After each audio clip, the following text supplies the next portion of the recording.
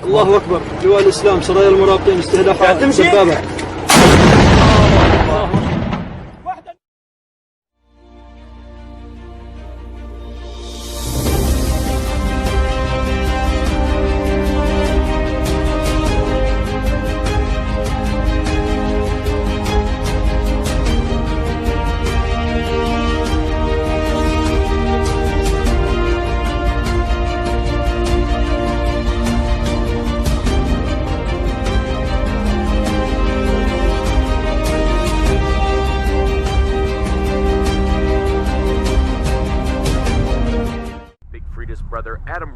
Marks the second fatal shooting in Central City this month.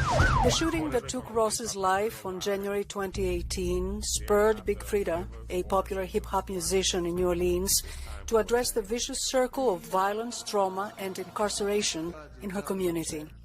Yesterday, I lost a close friend of mine, and the day before that, I lost someone else that I know. So just every day on some kind of level, we're losing people, and it's just so sad and it's so heartbreaking. She attributes this crisis to gun violence that leaves fatherless and motherless children to fend for themselves, a cycle of violence that continues as youngsters seek revenge for the killings of the parents and friends.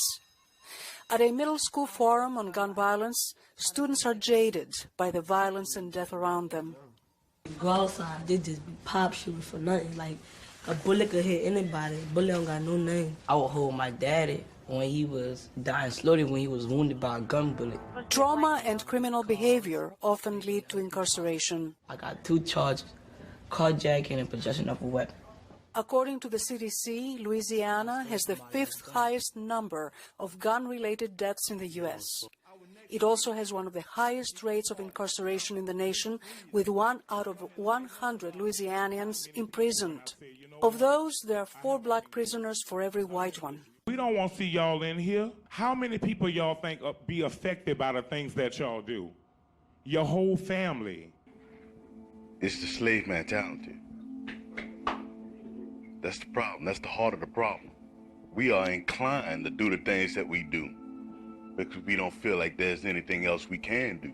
According to the documentary, Hurricane Katrina, which struck New Orleans 15 years ago, exacerbated crime and violence in the city by destroying the local economy and displacing some 400,000 residents. It changed the dynamics of the city. It changed the neighborhoods. Whole neighborhoods were washed out. And as people came trickling in, you know, they had lost their homes. They had lost everything. Post-Katrina destruction, displacement, and crime in New Orleans is also the theme of the feature film drama Reezah's Cutthroat City.